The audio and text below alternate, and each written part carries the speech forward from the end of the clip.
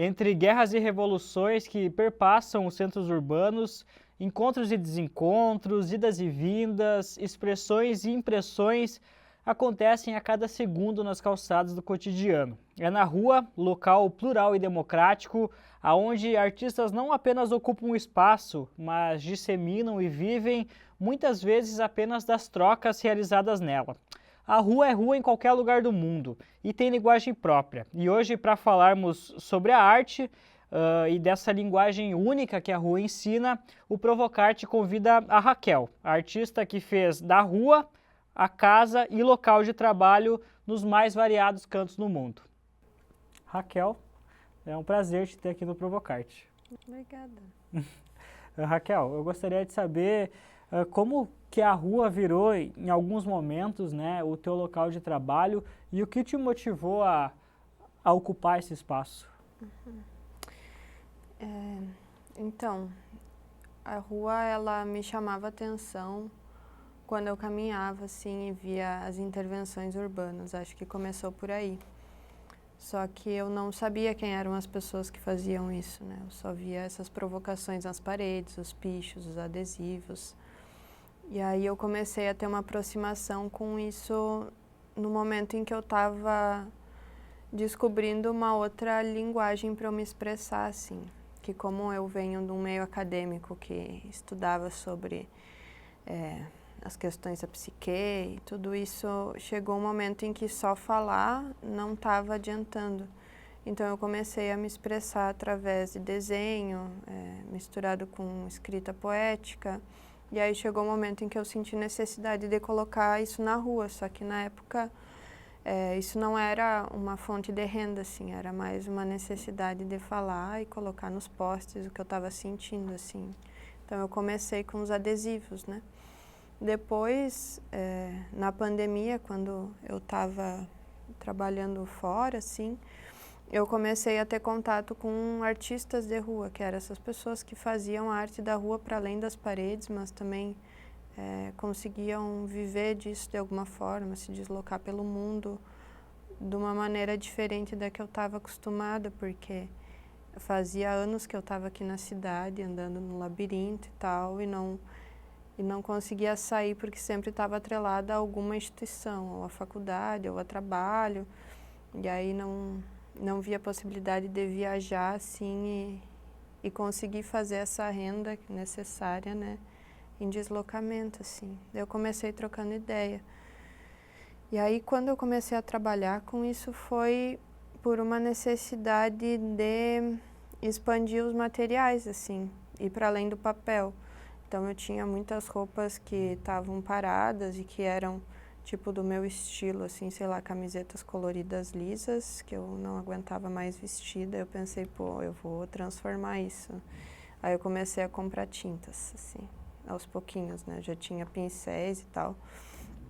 Então eu comecei a comprar tinta e aí quando eu conseguia, ou quando sentia de fazer, eu comecei a pintar elas, assim, com o que estava me atravessando, geralmente sem rascunho. Eu faço mais à mão livre mesmo as pinturas, vou escolhendo as cores e tal. E aí foi várias influências assim que eu sentia e que eu tinha em casa. Por exemplo, eu tinha algumas linhas de costura que era para remendar a roupa. E eu acessava muito a arte além da rua também no Instagram, assim. Então eu via pessoas fazendo coisas que eu queria estar fazendo, até eu me dar conta de que eu poderia fazer essas coisas também. Então eu comecei a pegar as linhas que eu tinha de costura e bordar. E aí depois fui descobrindo outros pontos e refinando as formas e tal. Até que eu comecei a vender isso, assim, tentar vender, né? Porque o meu primeiro meio de divulgação foi a internet, assim.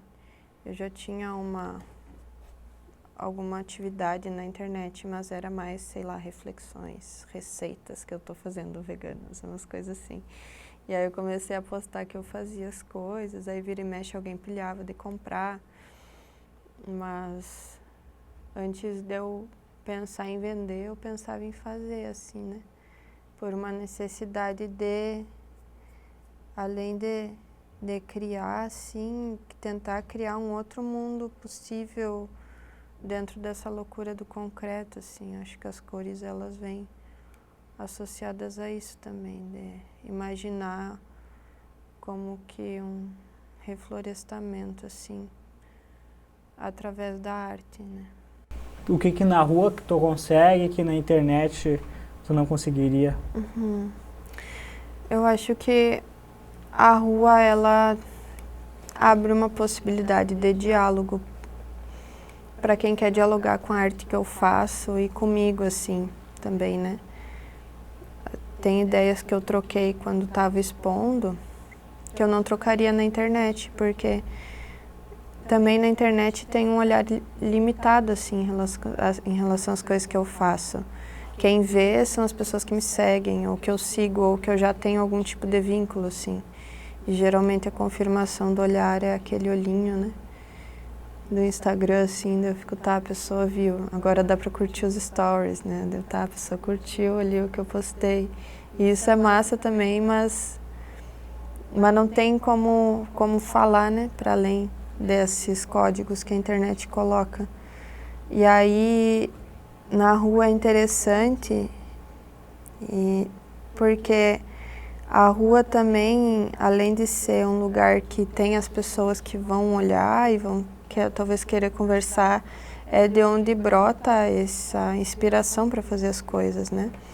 A maneira como a cidade funciona, esse fluxo de vai e vem, assim, que é muito louco, né? Então, parece que é uma possibilidade de respiro e também de talvez trazer um olhar de volta para essas pessoas que eu olho sobre o que eu estou vendo, assim, disso tudo, né? E o que tu acha que a tua arte, né, a tua expressão, assim, os teus questionamentos, né, que tu saiu desse mundo acadêmico e viu que tu pode colocar as coisas não só em palavras, né, da linguagem acadêmica, no formato acadêmico, mas tu pode se expressar de outras formas, não só da parte que tu faz, mas da parte que as pessoas absorvem, assim. O que tu acha que a tua arte pode transformar? Eu acho que por eu retratar ou tentar trazer elementos que são de uma natureza abstrata, assim, ou às vezes sensível, dos traços mesmo, assim, que a realidade para cada um é distinta, né? Só que eu acho que quando eu trago pinto árvore, pinto céu, pinto uns seres pequenininhos, né, que estão aí vagando, essas coisas são importantes para que a gente possa viver, né? Sem elas a gente não vive. Aí eu acho que tentar trazer isso para a cidade, que é um contexto que está super concretado e cada vez mais asfaltado e com cada vez menos árvores, é uma tentativa de que o olhar seja apurado para isso, né? Porque tem um bem-estar atrelado à natureza que às vezes por a gente não encontrar ela aqui dentro da cidade a gente esquece que existe, né? E me afeta muito a maneira como a cidade é tão rígida, porque o que mais tem agora, acho que não só aqui em Santa Maria, mas em outras cidades também, são projetos de privatização de espaço público e venda de grandes terrenos para fazer grandes condomínios chiques. E sempre que esse tipo de coisa acontece, a primeira coisa que tem é uma terraplanagem, que é colocar toda a natureza abaixo e depois colocar palmeiras exóticas e gramas que precisam de muita água, assim, para viver. Não é a cidade, ela não é pensada para ter o menos impacto possível na natureza, né? Quando se faz um projeto, é sempre partindo de um suposto zero, né? Mas esse zero, ele não existe, porque já tem vida acontecendo, né? Então, às vezes, eu tento trazer isso na minha arte, assim, até para eu conseguir respirar dentro da cidade, né? Porque, às vezes, é um pouco claustrofóbico, assim, viver assim, né? No calor do concreto, naquela coisa que chega ao verão, assim, começa a sair umas fumaça, vapor, sei lá o que é aquilo que sai do asfalto, né? E aí eu tento por essa via, assim, porque tem como fazer pequenas florestas na cidade, assim, desde, sei lá, cuidar de planta em casa, em pequenos vasos, ou brigar com quem está cortando uma árvore, sei lá, que é toda hora, assim. E esse corte da natureza, ele é sempre em prol de uma modernização ou de uma segurança. Uma vez eu passei pela Praça do Brama e perguntei por que estavam podando as árvores fora da época, assim, né? As árvores jovens, assim. E aí me falaram que era porque estava tapando as câmeras de vigilância. E aí isso me deixa assim, como é mais importante a câmera do que o bem-estar dos pássaros que moram nas árvores. É mais importante do que a sombra para as pessoas que procuram um lugar para descansar e sentar e ficar de boa. Então, eu tento passar através disso, assim, das coisas que eu pinto, né? E das coisas que eu escrevo em adesivos também, quando eu fico pensando no jeito que a gente vive, né? Porque a minha experiência anterior na academia e as coisas que eu leio, que eu estudo, elas fizeram eu pensar de uma maneira diferente, né? Então, às vezes, quando eu passo isso para uma superfície fora de mim, isso brota, né? Só que tem um livro que eu estava lendo esses dias, uns trechos, que é do Rubem Alves, e ele falou que tem pessoas cujos pensamentos advêm da vassoura, e tem pessoas cujos pensamentos advêm da árvore. E aí eu não sei se eu vou conseguir, com as minhas artes, atingir as pessoas cujo pensamento vem da vassoura, que quer varrer as folhas que caem, né? Mas eu tento, assim, pelo menos dialogar com quem vem da árvore, sabe? Nesse tempo, assim, tu já deve ter viajado por alguns lugares, né? Tido algumas experiências e tal, que semelhanças e que diferenças, né, tu encontra dos lugares que tu já passou para o lugar que tu vive hoje, e essa lógica da cidade, tu havia falado em algum momento do campo também. Quais as diferenças e quais as semelhanças, assim, que tu encontrou nessas tuas vivências? Eu tive algumas experiências de viagem que foi ficar em lugares que tinha bastante natureza ao redor, assim. Eu fui para Lagoinha do Leste num dado momento, que é uma praia que fica no sul de Floripa. E aí lá eu conversei com pessoas que moravam lá, assim, e uma das pessoas me disse que ali nada faltava. Por que nada faltava? Porque a gente tinha o necessário para viver, que era alimento, tinha o desejo que podia ser realizado e tinha a natureza ao redor. Então a gente não pagava aluguel, a gente não pagava água, a gente não pagava luz, porque não tinha luz. E não faltava luz. E aí eu fiquei 10 dias lá, não criei muitas coisas artísticas, eu mais estava experienciando o lugar e absorvendo, né? Mas aí eu voltei para a cidade e deu um baque, assim, porque quando eu voltei tudo faltava. E faltava tempo, faltava dinheiro, sempre estava faltando. E aí esse ano eu fui para o Uruguai e eu fiquei numa praia, que é em Cabo Polônio. E lá eu fiquei numa casa que também não tinha luz e não tinha água encanada, então tinha que pegar água do poço todo dia para lavar louça, para tomar banho, tinha que esquentar água, tudo. E lá não me faltava tempo e não me faltava nada também, porque eu podia acordar tranquila, sem o despertador tocando, e podia criar as coisas no meu tempo, de acordo com o que eu via. E eu notei que isso teve uma diferença na arte que eu fazia, porque era uma arte mais pacienciosa, eu não tinha tanta pressa de terminar. Então eu pintei e depois eu fui bordando ao longo dos dias o quanto eu conseguia, porque o bordado é uma coisa que exige uma certa paciência, né? E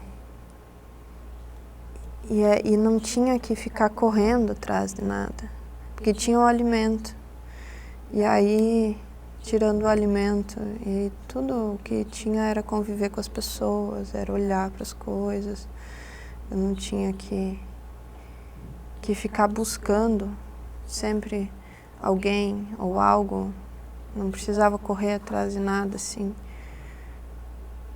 E isso afetou a arte, porque...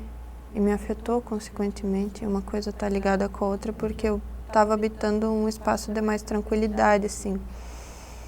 E aí eu fui voltar para o Brasil, e aí eu passei por Montevidéu.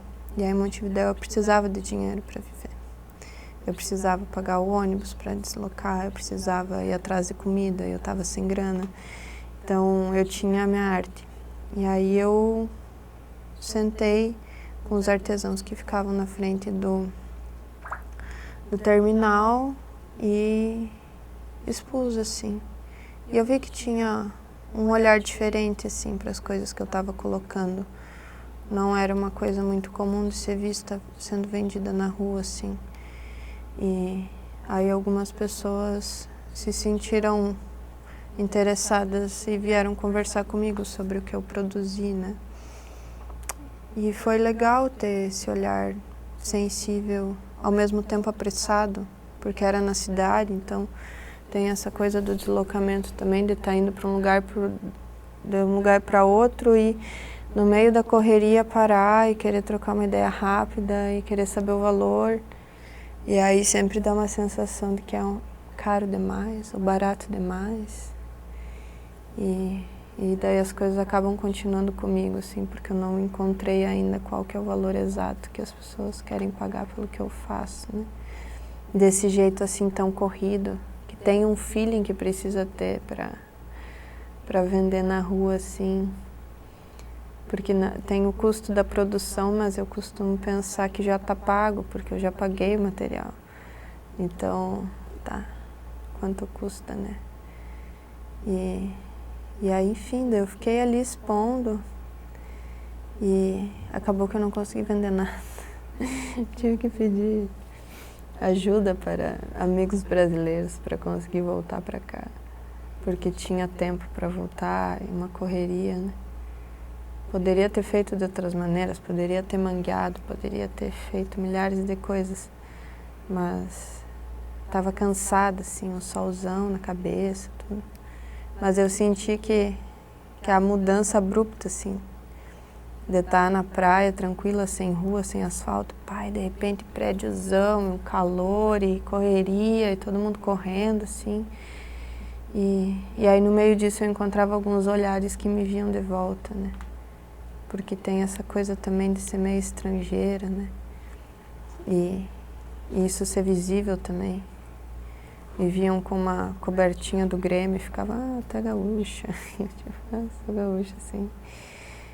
Mas ali também não criei nada, assim, né? Porque estava corrida e estava cansada, dormindo na rodoviária e tal. Mas encontrei jeito de me virar, assim, ali, né? Pelo menos para comer eu consegui, com coisas que artistas de rua tinham me falado aqui já. Quando o restaurante fecha, sempre sobra comida e aí dá para pedir. E aí eu tinha já essa sapiência de que sempre sobra comida, né? Nessas grandes cidades, fast foods e coisas, sempre sobra. Se alguém não come, vai pro lixo e aí alguém vai comer depois, né? Alguém sempre come a comida que sobra.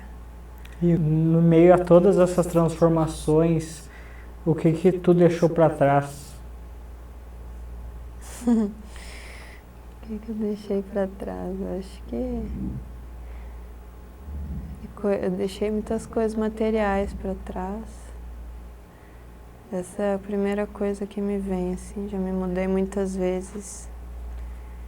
Cada vez que eu me mudava, eu via como eu tinha um excesso de coisa que pesava muito, que não era tão necessário.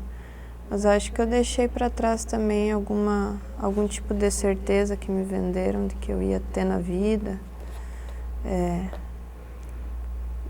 De algum, não sei, um sonho, né, que me foi implantado, assim, de seguir alguma coisa que eu não sabia que eu queria, assim.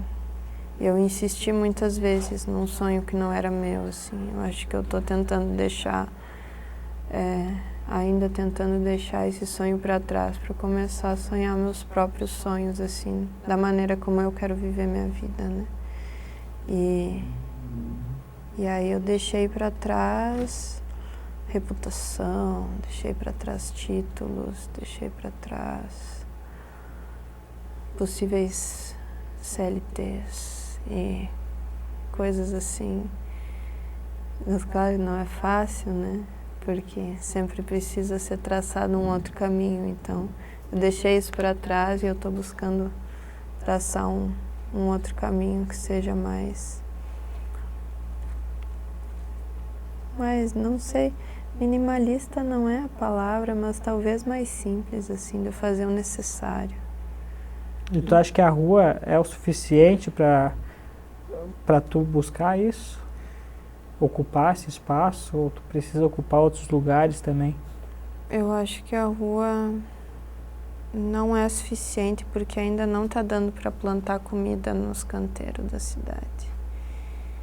E ela é necessária na medida que coloca em contato com outras pessoas e talvez possíveis admiradores, compradores da arte, mas ela não é o fim, assim. Eu acho que ela é o meio do caminho, assim, é um lugar de passagem, porque a rua é uma coisa de dia, é uma coisa de noite, por mais que tenha muita gente, ainda opera na lógica da falta, né? Então, das coisas necessárias para viver, comer é fundamental, e às vezes na rua a gente precisa encontrar os caminhos para comer, assim, e não... às vezes ela é cruel também, então acho que ela não é suficiente. Queria transformar a rua também numa outra coisa, queria transformar a cidade, e essas coisas todas eu sei que eu não vou fazer sozinha e que eu não vou ver toda a mudança acontecer. Por isso eu acho que talvez ela seja um meio para encontrar pessoas para formar coletividades de resistência urbana, mais do que ser só um lugar de compra e venda de produtos, assim, que às vezes parece que é, né? No cruza assim, várias lojas, coisa, pá, pá, pá. E aí eu acho que ela não é o fim, não basta a rua, não. Muito bem, Raquel. Agradeço a tua presença aqui no Provocarte. Muito obrigado, tá? Obrigada pela oportunidade de falar, conversar. Assim como as idas e vindas do nosso cotidiano, esse episódio do Provocarte vai embora com a certeza de que a rua é o ateliê da vida, palco e mural também das vivências e arte. Que possamos observar com atenção a riqueza presente nos detalhes do nosso cotidiano. Até a próxima!